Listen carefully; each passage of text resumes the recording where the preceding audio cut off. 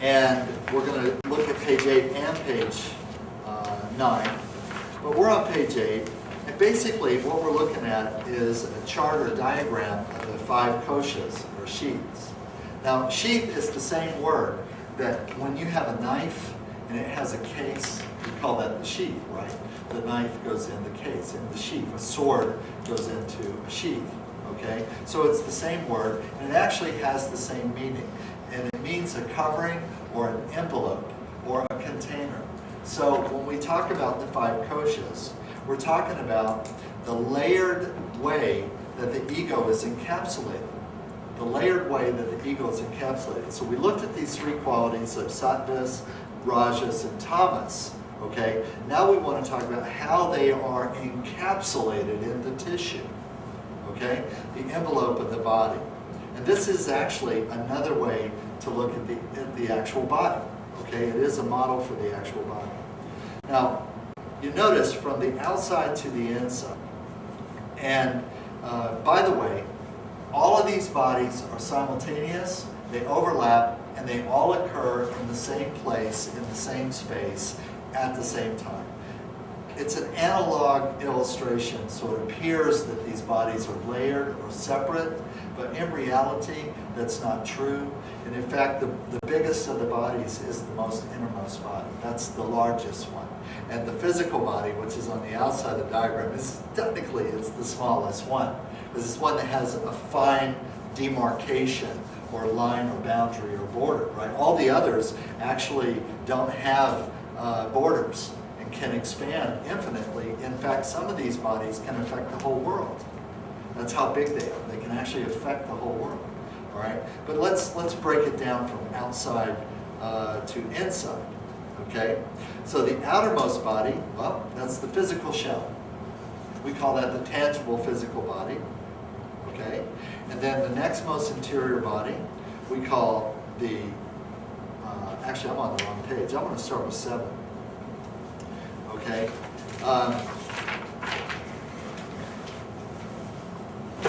The next inner body is called the sheath of vital air. The next is the sheath of mind. The next is sheath of knowledge. The next is sheath of bliss. Okay? And the traditional yogic names for these bodies are Annamaya Kosha, Pranamaya Kosha, Manamaya Kosha, Vishnanamaya Kosha, Anandamaya Kosha. And these are the classic depictions of the koshas. Okay? Now, let me read this statement at the back, top, called The Origin of the Body. The universe is made up of 2 things, matter elements and energy elements. Now remember, this comes from Sakya creation principles. That's how we know that the universe is created. It says it on the chart. You have the latent, and you have the manifest, the energy with attributes, energy without attributes, you know. So the universe is made up of 2 things, matter elements and energy elements. And we say that the matter elements are the universe with attributes, and that the energy elements are the universe without attributes. Matter is the vehicle of energy, and energy is the consciousness which manifests. When the consciousness manifests, it finds a vehicle. When consciousness manifests in a human, the vehicle is the mind. When the mind manifests, it looks like a body. Okay? So that is a cone, in a sense, an algorithm for how pure energy and latent possibility of manifestation becomes tissue. It becomes encapsulated in tissue. Okay? Now looking at the bottom on page 7, now we're coming again to the 5 sheaths. All right? Annamaya Kosha is the physical medicine and pressure. Pranamaya Kosha, we have energy medicine and breath. Manamaya Kosha, the way you treat or affect Manamaya Kosha is with education, psychology, and intellect, or intellectual exercise. Vishnanamaya Kosha is awareness, being, and applications. Anandamaya Kosha, also sometimes correlated with the heart, is spiritual, ritual, devotion, and surrender. So each of these 5 bodies presents a question. How does it manifest, and how do we treat an imbalance in that body? And this actually also leads us to the very first Vedic assessment. The very first Vedic assessment is to look at a person's discomfiture, look at their dis-ease, and try to determine what is the dominant body that's affected. So you have 5 bodies, you don't have 1 body, you have 5 bodies. Each of these bodies has a different quality, a different frequency, if you want to say. They're all interacting. So even if it's in the physical body, I have a thorn in my foot, it's still going to affect me mentally and emotionally because the thorn in the foot does what? Makes me unhappy. It makes me unhappy, so it's affecting other things than just my physicality, right? And the thorn might be in an acupuncture point, and it might be causing a disruption in energy flow. And because I have a thorn, I might miss my date, or I might miss an important appointment. And that will cause me to have some negative emotional consequence. And I will now have a negative emotion stored in the tissue relative to the thorn in my foot, and so on and so forth. Okay? Because I have a thorn in my foot and I'm cranky, I might have a fight with someone that I care and love about, and I might offend them so much they don't forgive me. And they think I'm now a horrible, hateful person. They don't care if I have a thorn in my foot. There's no excuse to talk to me like that. I won't put up with it, and I'm out of here. And now I'm depressed, and I'm sad, and I'm isolated, and I'm embarrassed, and, I'm just, taking it to its extreme, but that's how it works. Okay? Now, on the bottom of that page, you see a yin-yang symbol. Okay? Now do you see the 3 elements? Now do you see the 3 elements? So that first assessment, I want to look at the person, and I want to roughly guess what is talking to me. Is it chronic illness? Is it in the pranic body? Is it really physical? Is it a mental? Is it emotional? What is it? And then that is going to give me a direction for the therapy. And that's why we need all these therapies. See, we need all of these things. We need physical medicine using pressure. We need physical medicine because the body is material, therefore it relates to pressure. The body is material, so it relates to pressure. Okay? The pranakosha is the pranic body, the breath body, the energy body, the body of chi and ki and organ and puna and whatever you might think of as the energy continuum, right? Manamaya is the sheath of mind. Well, the only way to cure a deficiency in the mind is with education and mental therapy. Education and mental therapy. So that's why there has to be jnana yoga. There has to be education. There has to be psychology. There has to be. We're just choosing a holistic psychology that's non-invasive, non-coercive, and non-violent. Okay? But we have to have psychology. See, I can't reject psychology and say, oh, all psychology is bogus. No, no, no, no.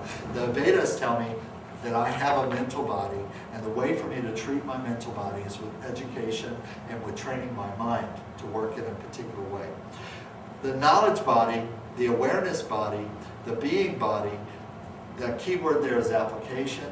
The only way you can treat Vijnanamaya Kosha is by doing things. It's based, in other words, changes in it are the result of direct experience. So if you want changes at that level, you must acquire direct personal experience. This is why I try to emphasize, for example, the importance of validation and verification and practice and things like that. Acquiring your own information, your own deeper insight, all of these things, because it's doing something. That's why I say you got to get your hands on as many people as you possibly can and be happy while you do it. Why? Because it's doing something, and the doing builds the being. You can't be more without doing more. And I wish it was otherwise. I do. That part of me, the lazy part, tramp feature and all that, wishes that I could acquire being just because I want it. Just because I desire, just because I wish it to be so.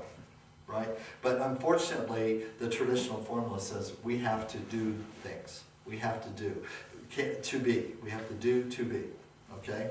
And the sheaf of bliss, Anandamaya Kosha, this is the spiritual heart of us. This is the part that really is still in touch with, if you want to call it, the spiritual part of us, our Atman, our soul, our infinite being, the parts of us that literally have a perspective on our life that's not limited by time or space or event or circumstances.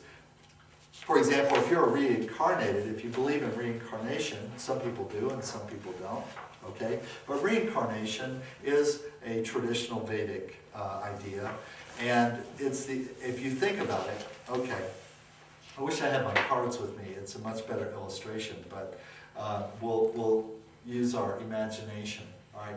Imagine a deck of cards, just an ordinary deck of playing cards. If you're esoterically minded, you could imagine a tarot deck, if that helps you. But for a more metaphysical visualization. But let's just take a normal deck of cards, okay? Now, let's say there's this idea of reincarnation and or the reiteration and conscious manifestation of an eternal being, okay? And each one of these incarnations or each one of these reiterations of that eternal consciousness is one card. Okay? So now I've got one card, then I have a second card, I have a third card, so I've got my whole deck. It's 52 cards, and let's say that is a metaphor for all of my reincarnations and all of my conscious reiterations of my eternal spirit, which actually is coming from the space of life in the undifferentiated cosmic consciousness, living in a dimension which has no limitation of time or space. That's the perspective of the Atman. That's the perspective of the soul. The soul, direct, indirect, one-on-one, direct communication with God, maybe is a manifestation of God, okay? And so each card is a separate life encapsulated in the body tissue, and we call that a lifetime. Now take that deck of cards and hold it in your hand, tight on one side, and flip the other and fan it. And fan it. And when you do, you will feel wind come off those cards. You will. You'll like this, you'll hear the sound, and you'll feel wind come off of those cards, and guess what? That is your blissful body. That is the thing that doesn't change. That's the thing that's always the same. Even though each card thinks it's unique and different. This card says, oh, I'm the Queen of Hearts, off with her head. And this card over here says, I'm the Ten of Clubs. I'm power and prosperity. And this card over here says, oh, I'm the Jack of Diamonds. I am the lower part of the intellectual center. And I am unique and I'm different from all these other parts. Every card thinks that its life is completely unique and completely isolated, completely defined by the borders and the design of the card and the color scheme of the card. And yet, what the cards are missing is that they are nothing outside of the context of the deck. And actually, the only thing that's the same from card to card is the space between them. That's what you feel when you fan the deck. You feel that air, you feel that wind. That wind is, in a sense, the essence manifesting. And so, in this life, I still have that connection. I still have, in the empty space, in the inner empty space, I have my cord of connectivity to my timeless self. To my timeless self, my blissful body, my timeless self. Okay?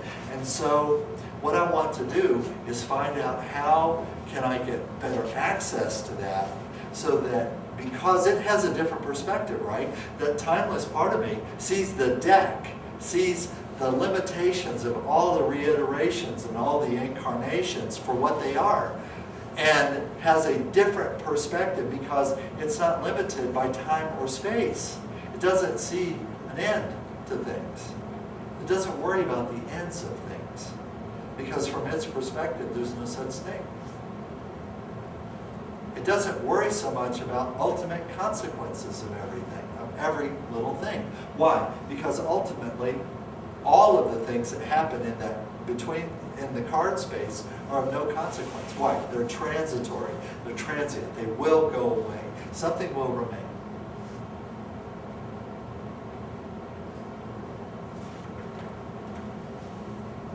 So we need all these different kinds of medicine. And so, however you get it, even if you're not religious, even if you have no religion, and I don't promote religion, okay? But I promote devotion. In other words, the Ayurveda and the science, Native American medicine, so on says you must have something of devotion in your life. And if you don't, you have to find something to be devoted to. You have to find something that when you look at it, when you think about it, when you roll it around in your head, when you meditate on it, that it opens up that part of you. Okay? You have to find something. And if you're someone who doesn't believe in anything, quote unquote, I don't actually believe that for a second. I've heard people say that, and I've heard there are people called atheists and all that. And it's like one wise man said, there are no atheists in foxholes. Everybody's praying in the foxhole. There's no such thing as a non-believer in an ultimately risky situation. Everybody wants to believe that there's help, that there is some outside agency or influence that is aware of our situation. And we suspect, we project it as outside agency. But there's always the inner agency, and that's really where that feeling starts. The feeling that I'm more than I think I am. I'm more than I see in the mirror. I'm more than what people tell me I am. I'm more than my role, my positions, my titles, my relatives' idea of myself, and so on. There's something else about me. I'm not quite sure what that is, but I want to know that part more. I want to have more of a real-time access to that, because having glimpses of a perspective of my life that is not entirely limited by the circumstances of my life gives me hope. It does. It gives me hope. And so we need hope in the situation. We're encapsulated. The Buddhists call this world samsara, the world of pain and suffering. I mean, the actual world that we live in. That's the name of it. Like, so what neighborhood are you from? Oh, I'm from the world of pain and suffering. Oh, wow, that's a rough neighborhood. I heard about that place. It's a pretty rough place. Nah, you know, I'm hanging over with the blue crystal medicine Buddha where everybody is enlightened. Like, yeah, I can't relate. I can't relate. I live somewhere like Julie's old neighborhood on Hawthorne Street between Compton and Watts. Samsara, the world of pain and suffering. So one of the things that we need in this world more than anything else is hope. And the source of the hope is that blissful place, is that innermost body, okay? And if you are cut off from that, that is a source of disease. My teacher, Dr. Pillai, I mentioned this before, he said that by definition, all Ayurveda treatments, all yoga, all the 8 limbs of yoga, all the branches of yoga, all the practical medicines and treatments and exercises and meditations and everything are only to cure one disease, and that one disease is separation from the knowledge, the direct personal experience of connection to God. And that Anandamaya Kosha is where that connection resides, in the body. Okay? And now I want to say it's not just one little place, right? Because every cell has all 5 bodies. All these bodies overlap, and they're interdependent, and they're interrelating to each other. And in fact, that body might be our biggest body. Might be. But it may also be the one that we have the most difficult time relating to. Okay. So if you look on page 8, then we have variations in different medicines are explained by their emphasis on the specific bodies or aggregates or clusters of bodies. In other words, these bodies don't work in isolation, they work with each other. And the more you meditate on this, it's going to give you some insight into other things that you do. Okay? So for example, if you teach yoga, okay, let's say you teach Hatha yoga, okay? You cannot just teach technique. You cannot, and think that you're going to really deeply affect people. You cannot. You may have them be tired. They may be more physically fit, aerobically fit. They may have better circulation. They may have better range of motion. But you are not affecting the whole person. Okay? You have to engage the other bodies. Well, what are the most immediate bodies to the tangible physical body? Is the pranic body. So if you're going to teach yoga, you have to incorporate pranayama. Duh. You have to. Pranayama is what supports the outer body. Think of a balloon. What is a balloon without the air? It's a sack. It has no form. It's formless. It's misshapen. But as soon as you put the breath in it, it takes on form, and it takes on particular characteristics, and it has a fullness about it. And you know the other thing that happens when you blow air into the balloon? It becomes stronger. Stronger. So the more, up to a point, see, that's why there's a limit. That's why you can't go crazy with the pranayama. And people have had a lot of problems with this. There are many, many teachings in Kriya Yoga, specifically the discipline of Kriya Yoga, about the Kriyas. Are you guys familiar with Kriyas? Have you heard of those? Or do you know what this is? Okay, there's basically 108 different Kriyas, and these are all the different pranayama exercises, coupled with either physical asanas or meditation. Okay, meditation, imagery, and or physical yoga, and or blocks and bandhas, and or all the above, all at the same time. Okay. Well, in Kriya Yoga, they teach the dangers of overemphasizing pranayama. So, for example, if you overemphasize any of these bodies, it leads to imbalance. If you overemphasize the physical body, it leads to imbalance in the pranic body, the mental body, etc., the knowledge body, the blissful body. If you overemphasize the blissful body, in other words, you're just all devotion all the time, devote, devote, devote. You're so sacred, you're so spiritual. Guess what? You're going to end up a homeless person because you're going to forget to go to work, and you're going to forget to pay the rent. You can only be so overly devotional if somebody else is going to pay the bills for you. If somebody else is going to pay the bills for you. I have a problem with that karmically. If my spiritual life is dependent on you paying my bills, don't I owe you something? Isn't there some karmic debt here? And if I'm so spiritual, I don't put anything back into the system materially, am I not creating a debt in some way? If not an energetic debt, an actual physical debt? Because you have to pay for my spiritual lifestyle. You have to support me. And so there's a problem with overemphasis of the blissfulness. I have had students who are great devotees of various gurus who were the most spiritual people. Oh my God, they were so sacred and so spiritual. Literally, they walk on lotus flowers, and flowers come up on the ground and behind them as they walk down. And they always have some problem. They always have some problem. They can't keep a roommate. They can't keep their house payment paid. They can't keep their car paid or keep their car operating. They're always like giving everything to the guru, and then they end up homeless or vehicle-less or transportation-less, or they end up sick because they restrict their diet so much in their meditation that they become sick and develop illnesses based on their asceticism and all this kind of thing. And when I worked in the dispensaries of the Christian consciousness movement in Calcutta, there were so many sick people, but they were so sacred, and they were so spiritual, and they were so sweet, and they were so pitifully not able to take care of themselves or to take care of their families. Their families suffer because of their spirituality. The Vedas say we are supposed to have balance between all of the bodies. We're supposed to have balance. So yes, we have a physical emphasis.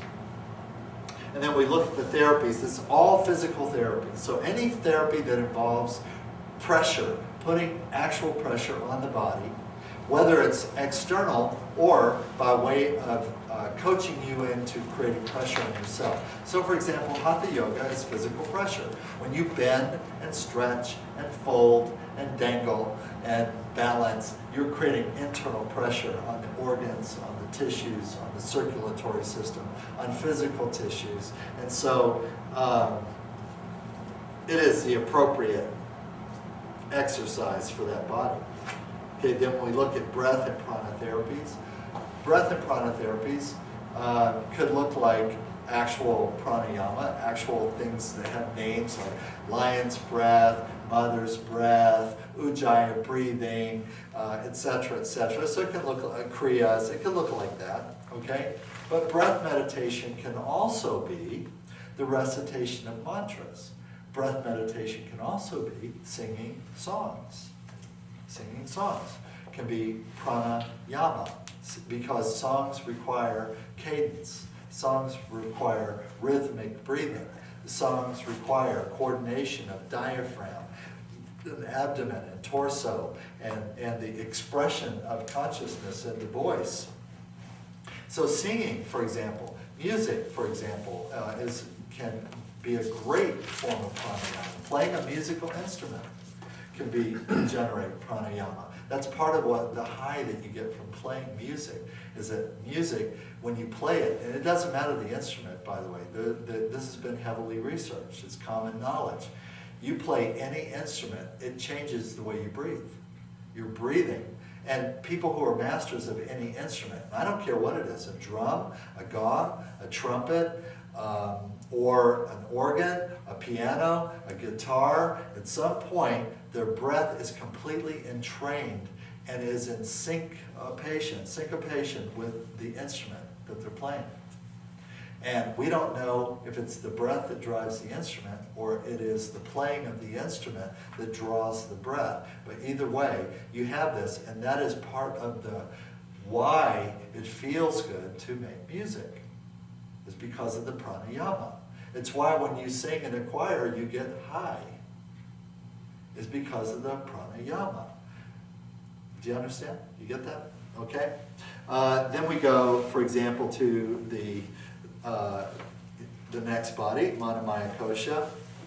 Okay? The mental, we look at mental, education, coaching, realization, psychological, self-realization, Bardo therapies, the acquisition of knowledge. Okay? And so, but get this, the mental body underpins the pranic body. The mental body underpins the pranic body. You want to have more prana, you want to be more powerful pranically, okay, then you must have more understanding. You must have more information. You have to acquire the keys to be able to express it. Because innately, we can only go so far with natural ability. And some people are gifted. Some people are naturally more gifted with their breath than other people. But for example, free divers. Anybody ever watch free diving? You know, it's where they try to dive as deep as they can with no scuba tanks, and they just take a big breath and they go down. And I don't know what the world record is now. Anybody know? I think it's like 400 feet, right? Yeah, 400 something. like 10 minutes about. Yeah, 400 feet or so, 10 minutes underwater, down to about 400 feet, okay? Well, on a single breath, okay? Well, it's only a few years ago that this was considered medically, scientifically, physically impossible. I mean, impossible, not possible. The average person loses consciousness at less than 3 minutes with no breathing. At less than 3 minutes. So now we have people who can hold their breath without breathing for 10 minutes. And they're not just sitting in the quiet of their meditation chamber holding their breath. They're in the ocean. And they have to do things. And they have to do them in the right order at the right time, or you know, they could die. Okay? So the pranayama is based on science, based on understanding of how to capture the breath and how to organize the breath so it feeds the right parts of the body in order for the machine to function optimally, and how not to waste any oxygen or waste any breath. In other words, they can literally internally tell certain parts of their body to use less oxygen and other parts of their body to have more oxygen, because it's a sum net volume of oxygen they have to start with. They can't add to it once they get going. They have only so much. So what gives them the capacity to last is the allocation of that resource. How did they learn how to do that? They've learned it because there's been cultivated over many years a body of knowledge. And you can educate and you can learn how to hold your breath. If you can learn how to hold your breath and actually move it from organ to organ, anybody can do it. And we can learn how to drive our breath and use our breath functionally. But we have to know how. And that knowledge exists in the body of what I call Kriya Yoga or Pranayama. But here's, see, now you know about Kriya Yoga. You guys didn't know about Kriya Yoga. You want to learn more about Pranayama? Look up Kriya Yoga. And start, that's going to be your gold mine. It's going to be your oh, these people know how to breathe. Okay? Mental education coaching. This is the Jnana Yoga. Jnana Yoga is for the mental body.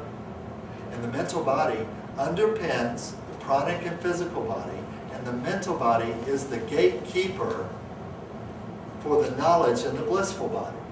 The mental body is the gatekeeper for the knowledge body and the blissful body. When we come to the knowledge body, this is where it kind of gets difficult, because it is therapies or medicines.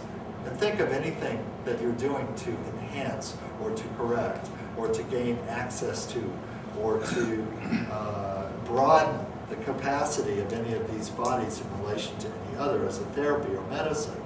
It is experiential and feeling, actual experience therapies. It's based on a simulation, which comes out of doing.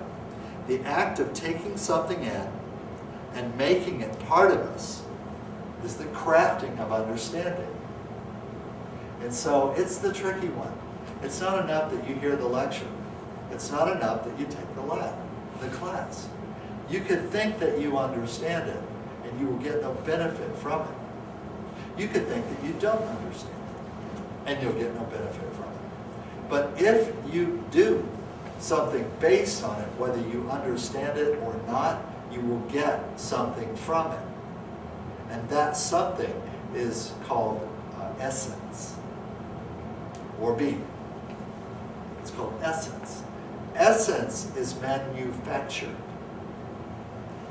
You do not have all the essence that you can have. You weren't born with all the essence that you would ever have. Essence is something that we're given a little bit of in the beginning, and then all of the quantity of that we ever have in our life is completely proportional to the educated doing and being for the rest of our life. And so essence is actually something that can grow. Essence is something that we can increase. And essence is interesting. Essence is interesting because essence is food for the spirit. See, every body has its food. Think of it as different kinds of food. Every body has its food. The physical body requires physical food. The pranic body requires air. It does, air, literally. Now, we are designed to eat just about anything. And that's what people say. They look at dentists. I've heard this. I had a friend who was a biologic dentist, and he said that we're actually, we're really capable of designed to eat pretty much anything. And you can tell that based on our teeth. When you compare our teeth to all the different animal kingdoms, and you look at what cows eat, what their teeth are like, and what wolves eat, what their teeth are like, and what tigers eat, what their teeth are like, and that kind of thing. We have all the different kinds of teeth. So we have incisors of predators, and we have masticators of herbivores, and we have the middle range, and all this. We can eat nuts, and we can chew meat. We can tear meat off the bone, okay? And we can crush bone. Our jaw strength is actually disproportionate to vegetables. So if all we were meant ultimately ever to eat was vegetables, there's no particular reason why we should have the jaw strength that we have. It's actually quite greater than what we would normally be able to eat. It's actually made to crack and break bones.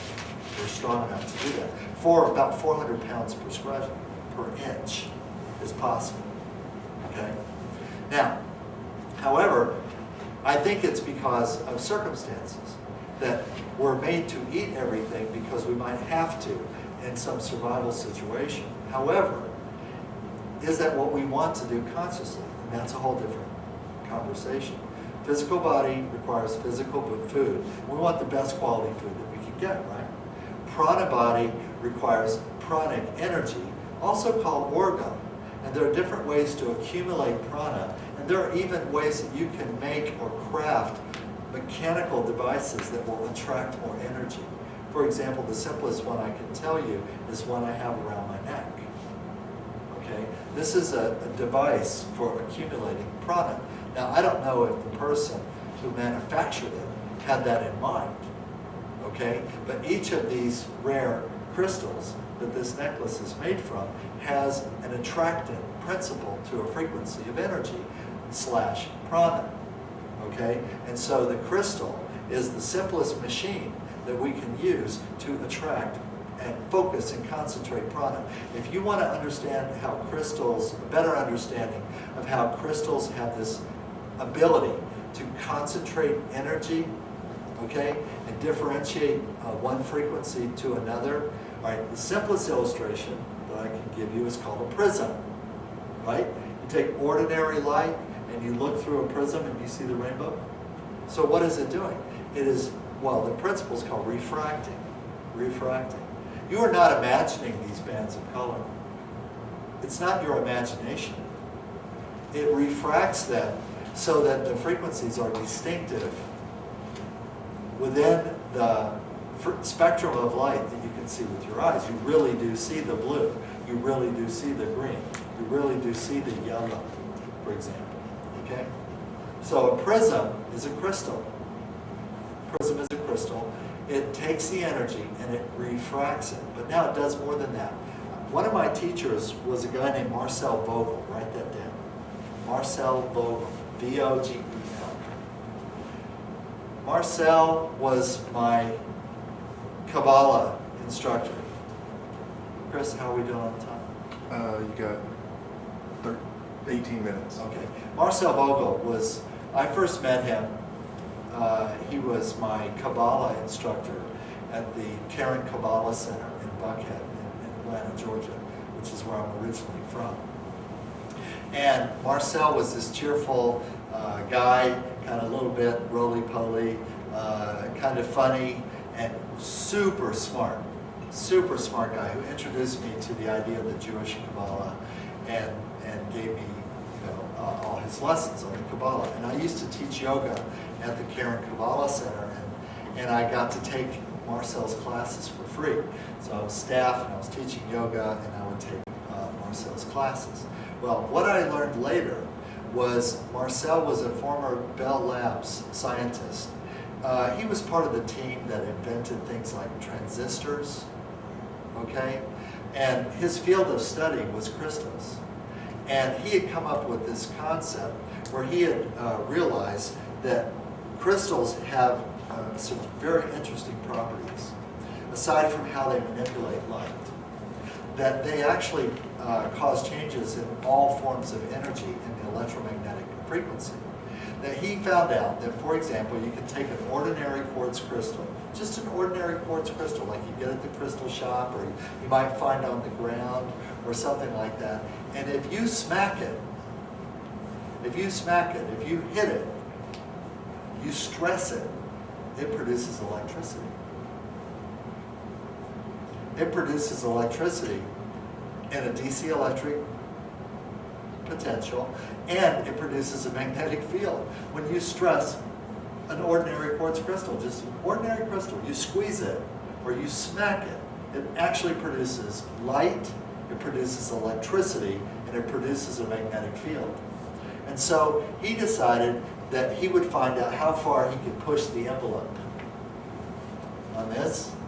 And see, crystals in nature have some deformations. They're not perfect, right? They have some flaws in them and what. And this is about the time they're also coming up with this concept of man-made crystals and diamonds and things like that. So he would take optically perfect glass, and then he would take that optically perfect quartz, he'd make quartz glass, and then he would do research on different ways of faceting the crystal to increase its potential to produce light, electricity, and magnetic field. And then he would stress these crystals in various ways in the laboratory. And eventually he worked out this principle, which he called the piezoelectric effect, which was where you smack a quartz crystal with a piece of steel and it produces a spark that's bright enough, that's electric spark. You have a wire attached to the crystal, and you have a little hammer that's spring-loaded. When you smack the crystal, it produces a spark, and that spark is powerful enough to light your stove. So many people have a gas stove. You push the button and it goes click. Well, that's not just a switch. What's inside that switch is a little piece of quartz and a little piece of steel attached to a spring with a ratchet. And then it has a grounding wire, and it has a positive wire. And when you push the button, it loads tension on the spring, and the spring goes smack, and it smacks the quartz crystal and produces the spark, and that's what lights your stove. Okay? All crystals produce light. All crystals produce light. All crystals produce electricity, especially when they're stressed. Maybe not when they're free, but when there's any pressure or stress on them. All crystals produce magnetic fields. So don't take my word for it. Look up Marcel Vogel, the guy who did the fundamental research, and read about Marcel's science and his research and his accomplishments and so on. And every one of you have used a device that was based on Marcel's work. Every one of you. Isn't that interesting? Okay? Now, okay, so we are also crystalline. There are crystals in all the tissues of the body. Especially there are crystals in the osseous membranes of the skeletal system. And in fact, it is an osseous crystalline matrix. That's one of the ways that this is actually described.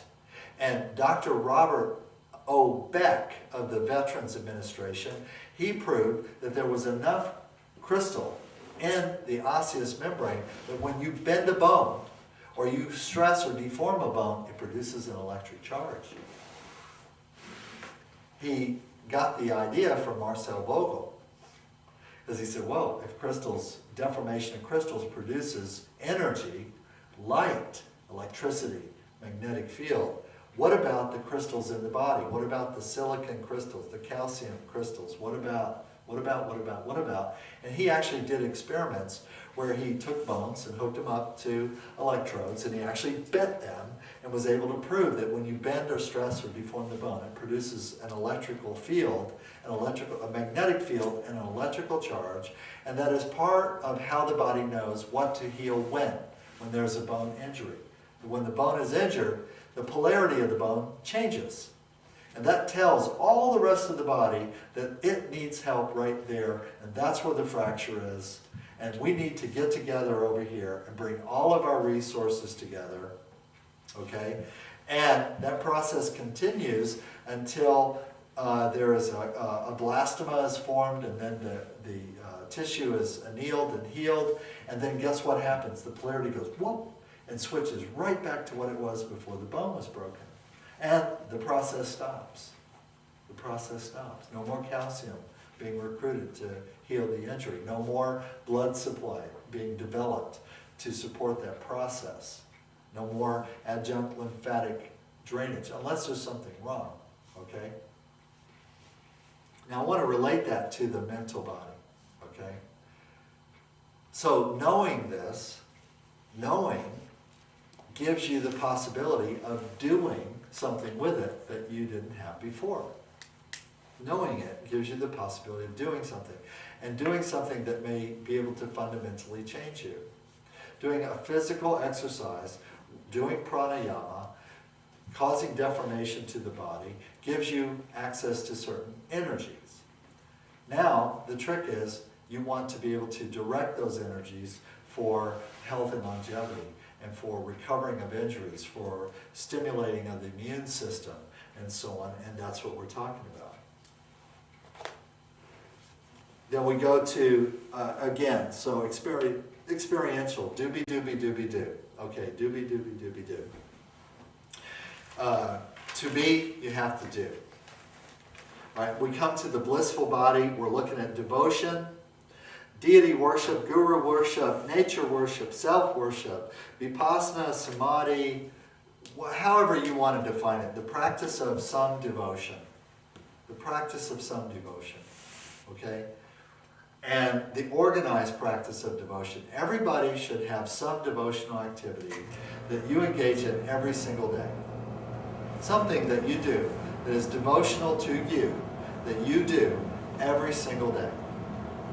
Okay? And if you don't have a devotional practice, then I want you to consider that your practice of becoming a self-realized, conscious, and enlightened person, that you're like a car trying to roll on 3 wheels.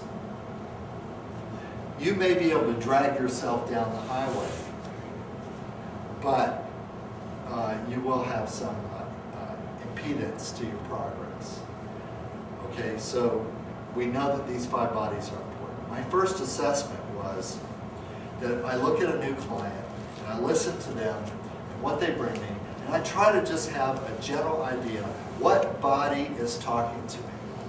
As I understand these bodies and how they work together, how they support each other, just ballpark, because that will tell me an area of emphasis in what I do. That will tell me, for example, if I'm going to do a Thai yoga session on you, am I going to emphasize a hard physical session and think that that's really going to give you some benefit? That will give me, for example, an emphasis of whether I should have a high pranayama emphasis in the session, whether that will give you the best benefit. That will tell me, for example, whether how much of the session we're going to spend in learning, education. I've had clients forever that really what they needed to get well was not for me to fix anything. There were things that they did not know that they needed to know that they could do for themselves or have other people do, which could help them. And so the primary activity that I engaged in with that client was education and coaching. Education and coaching. And that's what gave them the most healing response. Okay? Counseling, coaching, education. There are clients who came to me, and like I told you the story earlier about the client I referred to the food bank and other various illustrations, because wouldn't be the only example, but where really after doing an assessment, really listening to them and looking at them, I realized that the big gap in their life was they weren't doing anything useful with what they know. They weren't doing anything useful. They weren't maximizing what they know. And so I really had to encourage them to do something. To do something, not to learn something. I've had clients who were sick, and my primary recommendation to them was to go back to school. You say, but I have a bad back.